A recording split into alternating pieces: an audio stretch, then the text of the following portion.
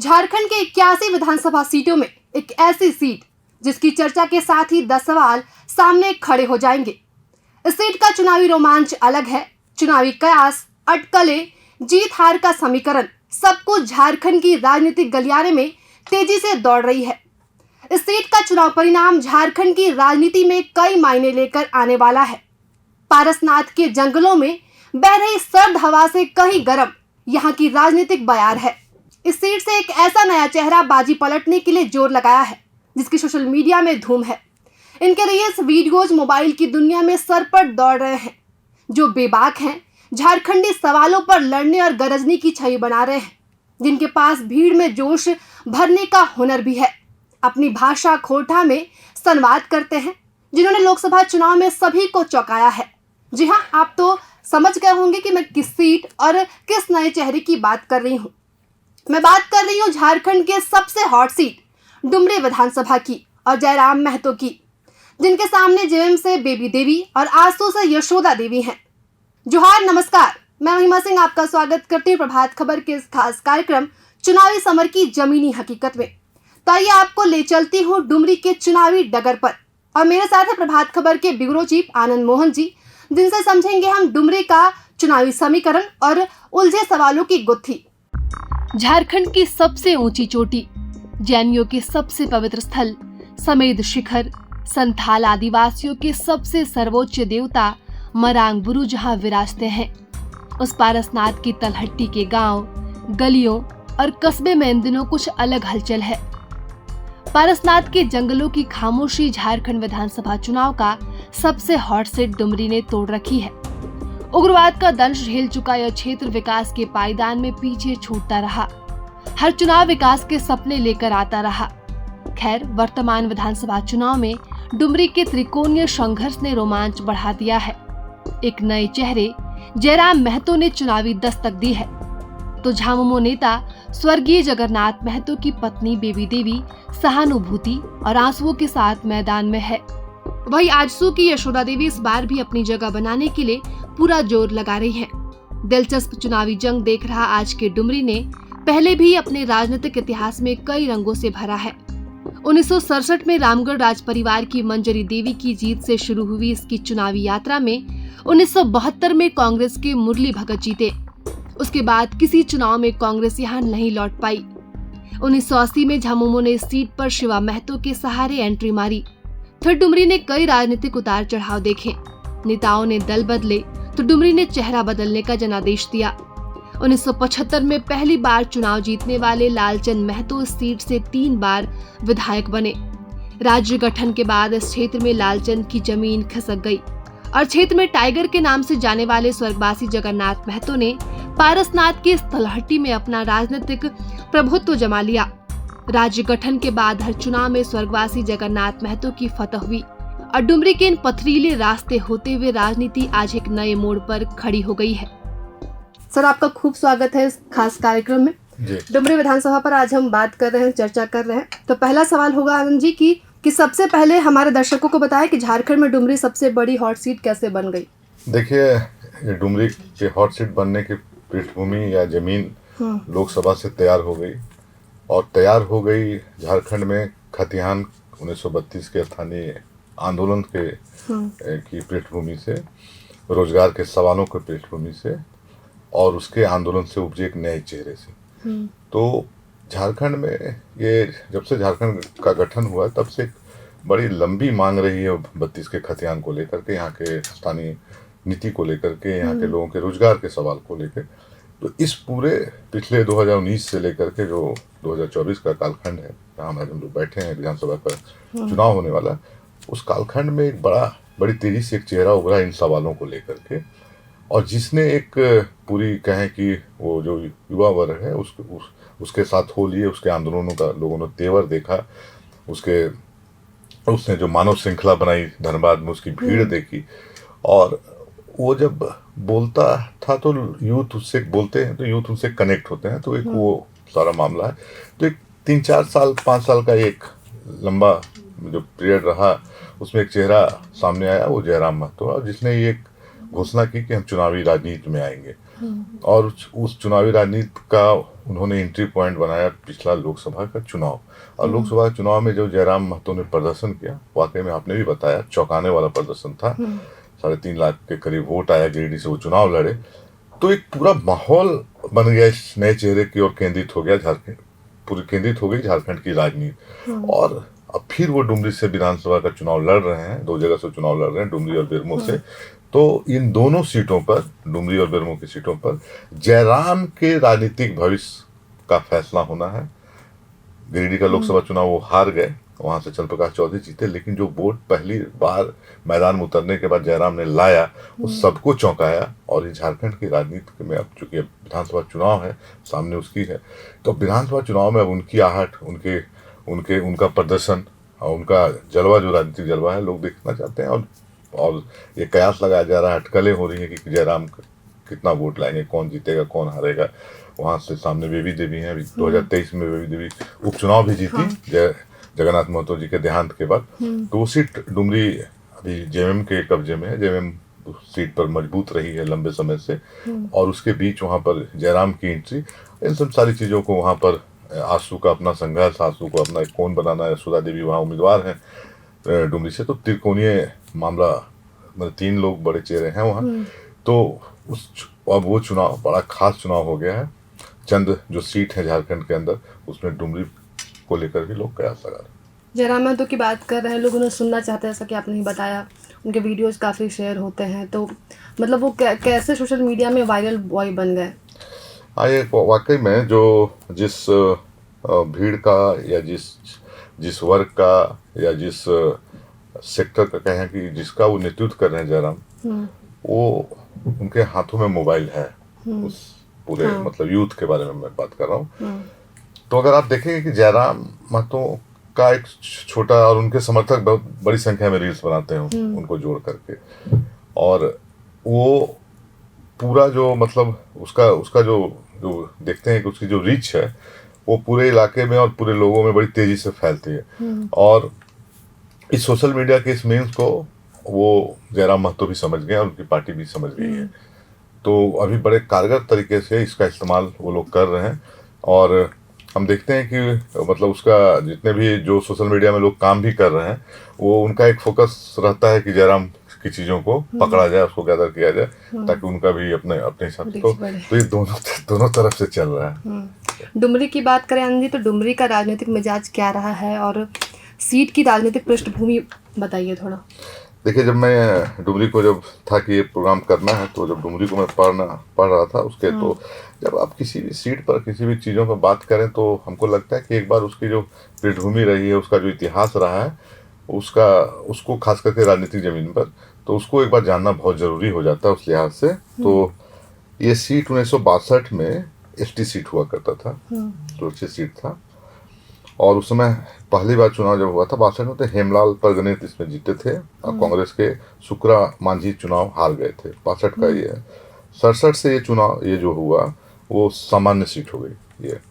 तो उसमें राज परिवार से एस मंजरी, जिसका चर्चा हम लोग चतरा में भी किए थे, चतरा से भी वो चुनाव लड़ी थी लोकसभा का। तो एस मंजरी राज परिवार की थी, रामगढ़ राज परिवार से, वो चुनाव जीती वहाँ से।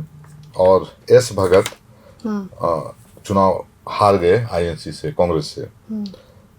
1969 का 1969 का चुनाव वहाँ से कैलाशपति सिंह जीते, जय पार्टी कोई थी उससे, और बिंदेश्वरी पांडे सेकेंड रहे थे। और मज़ेदार बात यह है कि इस डुमरी में जो 62 में हेमलाल परगने चुनाव जीते थे, उनको 1969 में आप आश्चर्य करेंगे कि 352 वोट आया था। तो डुमरी लगता है कि बहुत सबक सिखाने वाला भी सीट रहा है। और 72 में मुरली भगत कांग्रेस से जीते। कांग्रेस यहाँ एक बार ही जीत पाई है 1972 में। और कैलाशपति सिंह जो 1969 में जीते थे, वो सेकंड पोजीशन पर रहे।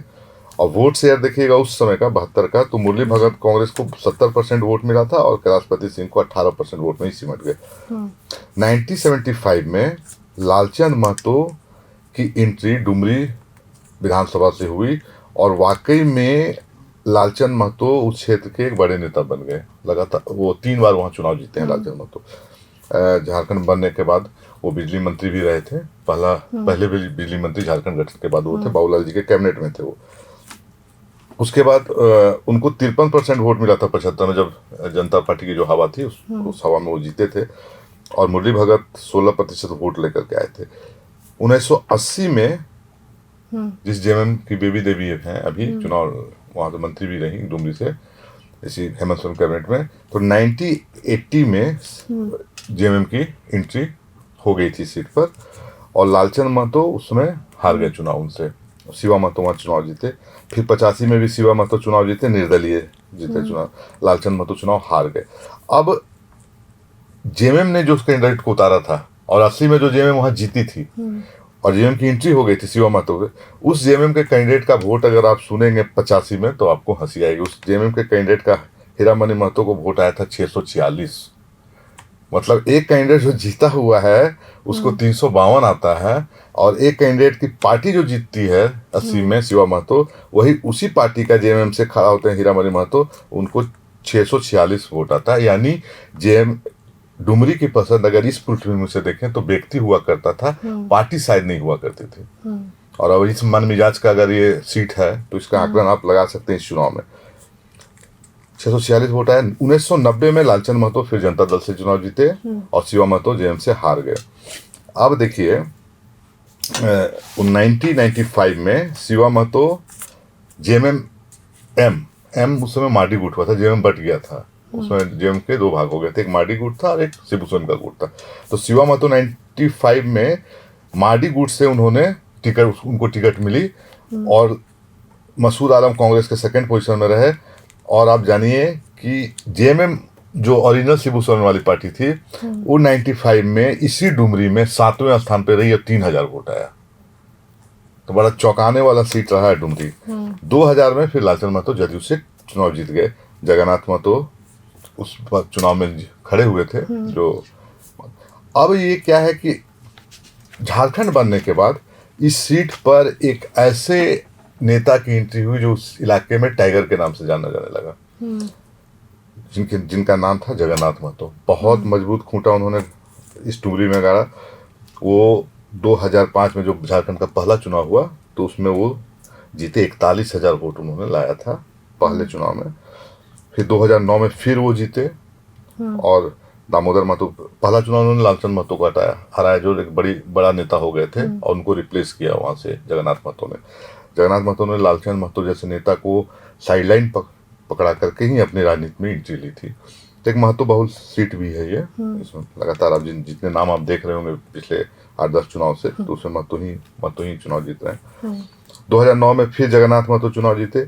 इस बार उनका मार्जिन थोड़ा घटा, 33,000 के करीब आया वो। पहले चुनाव में 41,000 लाए थे। 2014 के चुनाव जिसमें पूरी तरह से मोदी की लहर थी और पूरा माने जो झारखंड था वो भाजपा के कब्जे में था एक तरह से कहें, जो सीट है उस चुनाव में इनको 77,000 वोट आया था जगन्नाथ महतो। तो बहुत मार्जिन से जीते थे चुनाव। 2014 का भी चुनाव इन्होंने भाजपा खड़ा की थी, लालचंद महतो को, उनको हराया था। और 2019 का चुनाव जो पिछला चुनाव है उसमें भी 71,000 वोट लाए जगन्नाथ महतो। यशोदा देवी को 36,000 वोट आए, जो आसू के अभी कैंडिडेट हैं, उसमें भी कैंडिडेट थी। तो आप समझिए। और जो उपचुनाव हुआ उसमें बेबी देवी, तो चूंकि उपचुनाव जगन्नाथ महतो के निधन के बाद हुआ, कोरोना में उनका देहांत हो गया, उनके लंग्स खराब हो गए थे, लंग्स ट्रांसप्लांट हुआ था उनका, और मंत्री थे शिक्षा मंत्री झारखंड में। तो और इस बीच कोरोना वो संभल नहीं पाए और चीज़ें हाथ से निकल गई डॉक्टरों के, और उनका निधन हो गया। तो जेएमएम को जो उपचुनाव था जिसमें बेबी देवी खड़ा हुई थी, 1 लाख से ज़्यादा वोट आया। तो सहानुभूति लहर में था वो चुनाव। अब ये चुनाव बदल के इस मोड़ पर आके खड़ा है जहाँ एक जयराम महतो हैं, खुद बेबी देवी हैं और यशोदा देवी हैं आसपास से। आपने जैसा कि बताया कि और लोग भी कहते हैं कि जगन्नाथ महतो को भी लोग टाइगर कहते थे और आज भी कहते हैं। फिर जयराम महतो को भी कुछ लोग टाइगर कहते हैं, उनके रील्स में आप देखेंगे या वीडियोज में। हाँ, तो उनके आने से झारखंड की राजनीति में एक नए चेहरे के रूप में उभरे हैं। तो कितना प्रभाव जयराम महतो के आने से आप देख रहे हैं? प्रभाव तो बेशक है उन इलाकों में जयराम महतो का। जो उनके चुनावी सभा में जो भीड़ हो रही है वो भीड़ तो यही कहती है कि प्रभाव है कोई, और जो उनका अंदाज है जयराम महतो का गाड़ी के बोनेट में चला, तो मुझे लगता है कि जयराम महतो ने राजनीति में ना बहुत सारे जो मिथ हैं और उनको बदलने का प्रयास वो कर रहे हैं लगातार। एक तो पहला वो एकदम पूरी झारखंड की माटी का जो वो है पूरा इसेंस है उनके चुनावी कैंपेन का वो रहता है। दूसरा वो लोकल लोगों को कनेक्ट करने के लिए लोकल भाषा में बात कर रहे हैं लगातार, जो मैं उनका देखता हूँ। और बड़ी हमको लगता है कि जब वो जयराम महतो के बहुत सारे भाषणों को जब हम उसको देख रहे थे तो उसमें हम देख रहे थे कि एक तो झारखंड अस्मिता का सवाल, झारखंड में लूट का सवाल, रोजगार का सवाल, उसको बेबाकी से बोल रहे हैं, उसमें कोई नहीं, और सबको कटघरे में खड़ा कर रहे हैं, मैंने हर पार्टियों को। तो एक लोगों को लगता है कि भाई ये भी टेस्टेड नहीं है, इसको भी टेस्ट किया जाए कि मैंने किस तरह का परफॉर्मेंस होगा इनका जयराम का। तो एक वो क्रेज है। दूसरा जो रोजगार के लिए अटकते भटकते युवा यहाँ रहे हैं, जो जिस तरह से यहाँ पर खास करके रोजगार के सवालों को लेकर दगा फरेब होते रहा है युवाओं के साथ, और जिस तरह से हर सरकार में, तो उससे एक बड़ा वर्ग आक्रोशित खड़ा हो गया है, जो जयराम महतो जिसको चाहते हैं कि हम उनको एड्रेस करें उनको, और एक नीतियों के सवाल पर, झारखंड के नीतियों के सवाल पर। और दो तीन चीजें हैं कि जो अपना जो जिसको कहते हैं कि संवाद के साथ और भीड़ के साथ जो कनेक्शन बनाना, उनके साथ जो जुड़ने का जो तरीका है, तो जैसा कि आपने बताया कि गाड़ियों के बोनेट पे बैठ करके भाषण दे देना, और कोई बहुत बड़ा एकदम ताम झाम नहीं करना, लोगों के बीच में जाना, लोगों को उसी तरीके से बातें करना, और एक तेवर वाली राजनीति दिखाना, हाँ उसी तरह तमतमा करके बोलना। तो लोगों को लगता है कि मतलब कुछ आग लेकर के ये निकला है और कुछ करेगा, तो वो एक चीजें सामने हैं जिसके चलते। जेएमएम और आसू की बात करें तो जेएमएम और आसू की रणनीति आप कैसे देख रहे हैं? जेएमएम को तो मतलब जो जगन्नाथ महतो का कामकाज है उस पर भरोसा है, और उनको लगता है कि एक बहुत बड़ा 3 बार के उनके विधायक रहे, 4 बार के, सॉरी 4 बार ही हो गया था उनका, और कुछ उपचुनाव भी वो जीते जगन्नाथ महतो के ही नाम पर, उनकी पत्नी। और अभी जो देवी देवी का भी जो कैंपेन है वो आंसुओं को समंदर में ही है, वो सहानुभूति पर ही है, और वो जहाँ जा रही है, मैं उनका भी भाषण सुन रहा था जब इनको देख रहा था कि किस ढंग से, तो मैं देखता हूँ कि वो जगन्नाथ महतो के किए हुए काम उनका, और वो एकदम पूरी तरह से एकदम आम महिला की शैली में भाषण कर रही है। बहुत वो चीज़ें बहुत अलंकृत नहीं है, बहुत बना के नहीं है, बहुत मॉडिफाइड नहीं भाषण रहता है, एकदम सामान्य भाषण है उनका। हाँ, खोटा में ही बात करती हैं वो। और उनके साथ एक चीज़ और है कि जो कैडर जगन्नाथ महतो ने तैयार किया था, वो उनको संभाल के रखने की एक चुनौती होगी, क्योंकि वो चीज़ें कुछ ऐसे ग्रासरूट के कार्यकर्ता होते हैं जो अपने नेताओं के लिए मरने मिटने के लिए तैयार रहते हैं, तो वो कितना डेडिकेटेड उनके साथ कार्यकर्ता है, एक सवाल वो है, उसको कितना वो समेट के लेकर के आगे बढ़ रही है। और आसू लगातार उस क्षेत्र पे अपने कामकाज को रखा है, सक्रिय रहा है, वहाँ विपक्ष की भूमिका में रहा, पर्टिकुलर उस विधानसभा में किसी की भी सरकार रहे। और सुरेश महतो का बहुत फोकस रहा है डुमरी पर, खास करके लगातार सुरेश महतो का आना जाना, और एक बड़े रणनीति के तहत आंसू जो है वो उस क्षेत्र में हम देखे कि जो लोकसभा का भी चुनाव था तो बहुत कैलकुलेटिव स्टेप्स सुरेश महतो का रहता था उस क्षेत्र में चुनाव के दौरान भी, और कैसे लोगों के बीच कैसे एक नए समीकरण को बनाना। तो बेबी देवी चूंकि सिटिंग एमएलए हैं, तो एक जयराम महतो की चुनौती और आंसू का अपना एक कोण, तो एक बड़े चक्रव्यूह में मुझे जेएमएम फंसता हुआ दिखता है। वैसे जयराम महतो की बात करें तो जयराम महतो 2 जगह से चुनाव लड़ रहे हैं, एक डुमरी और बेरमो से। तो इसके पीछे क्या वजह हो सकती है? देखिए, वो जो पूरा उत्तरी छोटा नागपुर और जो पूरा बेल्ट है, जो पारसनाथ से लेकर के पूरा इलाका जो है, उसमें मुझे लगता है कि जयराम महतो के अच्छे खासे कैडर खड़े हो गए। तो होता क्या है कि कभी कभी आपको कैडरों को समेटने के लिए, कैडरों को गोलबंद रखने के लिए उनके बीच में ये चुनावी चीज़ों को आपको करना पड़ेगा, मतलब चुनाव लड़ना पड़ेगा। सीधे सी बात ये, आप देखिएगा कि कभी कभी कोई नेता को पता है कि हम लोकसभा में बहुत अच्छा परफॉर्म नहीं कर पाएंगे, लेकिन अगर अमूमन एक लोकसभा में 6 विधानसभा होते हैं, तो अगर उसको पता है कि मेरा 2 विधानसभा या 3 विधानसभा में मेरी पकड़ है और 3 विधानसभा में है नहीं, और लोकसभा का चुनाव का एक टेम्परामेंट अलग है, फिर भी वो नेता देखिएगा कि लोकसभा का चुनाव लड़ता है, जबकि वो विधानसभा 2-3 पॉकेट के विधानसभा का वो एक किस्म से वोट का मालिक है। इसलिए लड़ता है कि अगर फिर उसके कार्यकर्ता करेंगे क्या वो लोकसभा चुनाव में, वो तो मैंने एकदम खाली हाथ रहेंगे, तो कम से कम एक नेता है। तो बेरमो में भी मुझे लग रहा है कि जो जयराम महतो की जो अपनी पकड़ होगी उस इलाके में, तो उस इलाके के जो कैडर होंगे उनको समेटने के लिए, उनको गोलबंद करने के लिए बेरमो का चुनाव लड़ रहे हैं। और हमको लग रहा है कि दोनों ही चुनाव में समान रूप से फोकस कर रहे हैं, और दोनों ही चुनाव बड़ा मैसेज वाला। एक चुनाव में चूंकि बेरमो से कांग्रेस के है और एक में जेएमएम है, तो दोनों चुनाव में ये एक इंडिया गठबंधन के लिए भी चुनौती हो गई है। तो जयराम के का जो अपना पूरा मुहिम है उसको हम लोग कैसे रोकें, उनकी गोलबंदी को कैसे। तो इस चर्चा में हम फिर से वापस लौटेंगे, पर इस वक्त हमारे साथ ग्राउंड से जुड़े हैं हमारे सहयोगी डुमरी विधानसभा से राकेश सिन्हा जी। राकेश सिन्हा जी, आपसे भी एक सवाल लेना चाहेंगे कि डुमरी में लोग किन मुद्दों पर इस बार वोट कर रहे हैं? देखिए महिमा, डुमरी विधानसभा क्षेत्र के अंतर्गत डुमरी प्रखंड और नावाडीह प्रखंड है। डुमरी प्रखंड तो गिरिडीह जिला में पड़ता है, लेकिन नावाडीह प्रखंड का जो संपूर्ण इलाका है वह बोकारो जिला के अधीन है। और यहाँ लगभग 3,15,000 वोटर हैं जो इस बार अपने वोट का प्रयोग करेंगे। हर चुनाव की भांति इस वर्ष भी मुद्दों को लेकर लोग काफ़ी जागरूक हैं और जनप्रतिनिधियों से इस मामले को लेकर तरह तरह के सवाल भी लोग कर रहे हैं। पलायन यहाँ की गंभीर समस्या रही है, बेरोजगारी है, जिसके कारण हर वर्ष यहाँ से काफ़ी संख्या में लोग पलायन कर जाते हैं। और यही कारण है कि यह हर चुनाव में पलायन एक मुद्दा बनता रहा है। और इसके अलावे हम मुद्दे की बात करें तो इस इलाके में व्यावसायिक और तकनीकी शिक्षा की भारी कमी है। कोई भी शिक्षण संस्थान इस तरह के यहाँ नहीं खोले गए हैं जहाँ पर लोग व्यावसायिक शिक्षा को ग्रहण कर सके, तकनीकी शिक्षा को हासिल कर सके। और यहाँ के जनप्रतिनिधियों ने भी इस मामले में कोई विशेष रुचि नहीं दिखाई है, कोई विशेष पहल नहीं की है। यहाँ पर चिकित्सा व्यवस्था भी काफ़ी खराब है। यहाँ सरकारी अस्पताल तो बनाए गए हैं, भवन तो बनाए गए हैं, लेकिन डॉक्टरों की भारी कमी है इस इलाके में, जिसके कारण यहाँ के लोगों में एक आक्रोश भी देखा जा रहा है। लोगों ने कहा है कि इस बार जो उनका चुनावी मुद्दा रहेगा वह पलायन खासकर बहुत ज्वलंत मुद्दा होगा और व्यावसायिक और तकनीकी शिक्षा ज्वलंत मुद्दा होगा। उसके अलावे चिकित्सा की जो अच्छी व्यवस्था नहीं है वह एक गंभीर और बड़ी समस्या के रूप में उभर करके सामने आई है।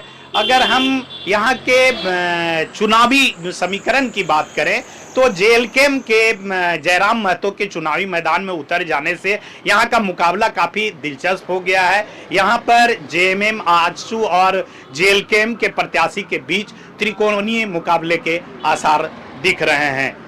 तो इस चर्चा में वापस लौट आए हैं। आनंद जी, आपसे आखिरी सवाल होगा कि डुमरी का चुनावी नतीजा क्या राजनीतिक संदेश लेकर इस बार आ रहा है?